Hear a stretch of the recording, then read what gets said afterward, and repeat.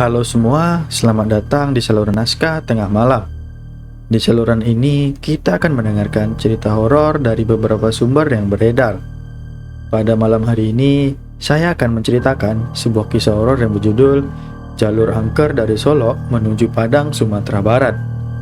Cerita ini berdasarkan kisah nyata yang dialami oleh Elvin Kristo Iskandar.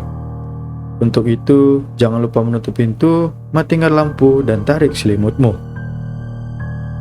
Ini adalah cerita pengalaman mencekam melewati jalur angker. Cerita horor yang tidak akan pernah aku lupakan. Aku tak pernah membayangkan seandainya perjalananku ketika itu menjadi perjalanan panjang yang tak berujung di jalur angker. Tepatnya pada tanggal 1 Mei 2017 silam, sekiranya pukul 10 malam, ketika kulihat jam di layar HP-ku. Mobil yang ayah kendarai bersamaku tengah melaju dalam perjalanan di jalur Solo menuju Padang.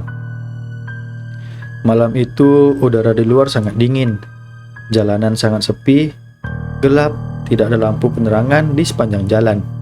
Hanya cahaya lampu mobil yang kita tumpangi yang memecah kegelapan. Aku yang tadinya ingin beristirahat sejenak, menjadi takut untuk membiarkan ayah menyetir sendiri. Ditambah di luar hujan mulai turun. Ayah cukup sulit untuk melihat situasi jalanan saat malam hari, apalagi ditambah guyuran hujan. Selain karena penglihatan yang mulai kurang jelas, tentunya karena memang tidak ada pencahayaan lampu jalanan sama sekali. Setelah beberapa kilometer perjalanan, kini kami melewati jalan yang penuh pohon-pohon besar di kiri dan kanan. Sementara di balik pepohonan itu terdapat jurang yang begitu curam. Kubuka HP-ku untuk melihat Google Maps. Sementara di luar hujan turun kian deras. Ayah beberapa kali melihat kaca spion mobil, seperti memastikan ada kendaraan lain yang melintas di jalanan ini. Namun nihil. Malam itu benar-benar sepi mencekam. Pepohonan di kiri dan kanan jalan seolah membawa perjalanan kami semakin dalam menuju kegelapan. Setelah beberapa kilometer perjalanan, kini kami melewati jalan yang penuh pohon-pohon besar di kiri dan kanan. Sementara itu, di balik pepohonan itu terdapat jurang yang begitu curam. Karena kami berdua, aku merasa harus tangkas menghadapi situasi apapun malam itu. Ayah yang berulang kali mengeluh akibat rabun membuatku sedikit cemas. Namun, kami merasa sedikit lega. Tidak lama dari itu, terlihat dari kaca spion ada seberkas cahaya lampu yang mulai menyusul mobil yang kami kendarai. Semakin dekat dan kami bisa melihat itu sebuah mobil Innova berwarna putih. Entah dari mana mobil itu muncul, sebab dari awal aku bisa memastikan bahwa tidak ada kendaraan lain selain mobil ayah. Tiba-tiba, sring, terang sekali. Mobil Innova putih itu menyalakan lampu yang terang sekali. Itu membuat ayah sedikit terbantu untuk melihat jalanan di depan yang diselimuti kegelapan. Ayah memacu mobil mengikuti mobil itu yang menyalip kami. Selama 10 menit kami mengikuti, aku merasakan ada sesuatu yang aneh. Mataku terasa berat untuk tetap terjaga. Namun aku berusaha untuk melawannya. Sementara ayah terlihat tetap berusaha membuntuti Innova putih itu.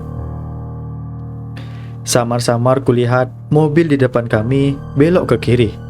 Sebelum aku benar-benar tak kuasa menahan kantuk yang menyanggut, aku cepat-cepat mencegat ayah yang ingin turut membanting setir mobil ke kiri, mengikuti mobil di depan kami sebelumnya. Ayah sontak menginjak rem, dia tergelagap. "Ayah mau kemana?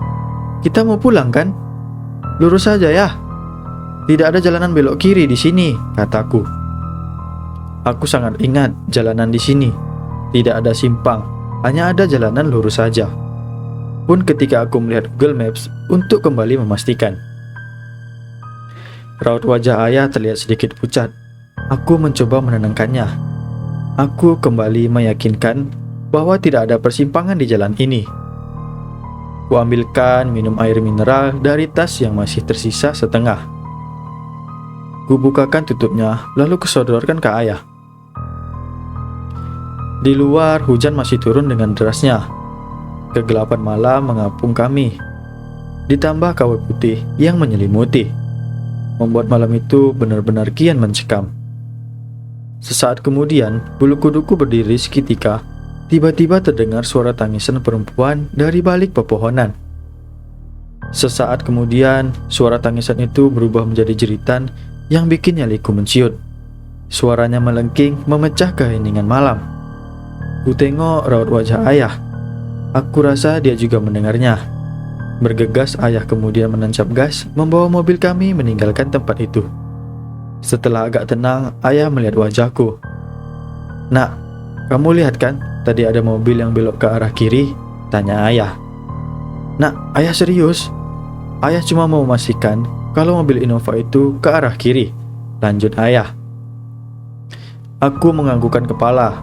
Kupandangi raut wajah ayah yang tadinya santai, kini berubah menjadi gelisah dan takut. Tidak seperti biasanya, dia bersikap seperti ini. "Kenapa ya?" tanyaku balik. Ayah mengelus dada. Suasana hening sejenak. Udara dalam mobil terasa gerah, sekalipun pendingin tetap menyala. Suara jeritan perempuan yang masih terngiang memacu detak jantungku hingga tubuhku terasa panas dingin. "Jalanan di sini angker," kata ayah setelah beberapa saat diam. "Di sebelah kiri kita tadi itu jurang. Ayah tahu itu. Tapi ayah tidak tahu kenapa ingin mengikuti mobil itu. Ayah merasa seperti setengah tidak sadar. Jika kamu tidak menghentikan ayah, mungkin kita sudah di alam yang berbeda saat ini, nak," jelas ayah dengan nada yang sangat pelan. Sontak bulu tunggukku kembali berdiri setelah mendengarkan pernyataan ayah. Ya, walaupun aku sebenarnya sudah tahu karena aku hafal jalanan ini. Tapi itu adalah pengalaman horor pertamaku. Aku belum pernah mengalami hal menyeramkan semacam ini sebelumnya.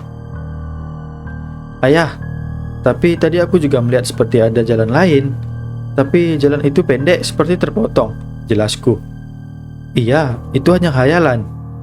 Mobil Innova yang entah kebetulan atau bukan itu seolah sengaja membuat kita nyaman. Seakan-akan memimpin jalan mobil kita untuk menuju perjalanan panjang tanpa ujung dan kematian." Aku sangat bersyukur. Aku merasa Tuhan masih menyayangiku dan ayah pada malam itu. Jujur, tidak ada yang bisa kuungkapkan pada malam itu. Ayah juga menceritakan bahwasannya jalanan yang tadi kita lalui adalah jalanan angker. Setelah aku cari tahu, memang benar. Jalanan dari Solok menuju Padang itu dikenal angker. Konon sudah banyak memakan korban.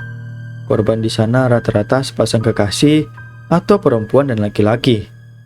Adapun kasus seperti masuk jurang, kecelakaan, hingga hilang kendaraan dilahap oleh jalanan yang baru saja aku dan ayahku lewati. Mulai hari itu, aku tidak mau tidur ketika dalam perjalanan, sebab traumaku pada malam itu.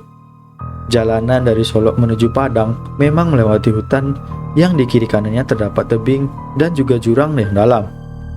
Selama perjalanan tidak ada tikungan maupun simpang, jadi hanya ada jalanan lurus. Itulah tadi sebuah cerita tentang jalur angker dari Solok menuju Padang, Sumatera Barat. Semoga kalian semua terhibur dengan cerita singkat kita pada malam hari ini. Terima kasih telah mendengarkan cerita di Naskah Tengah Malam. Sampai jumpa di episode selanjutnya.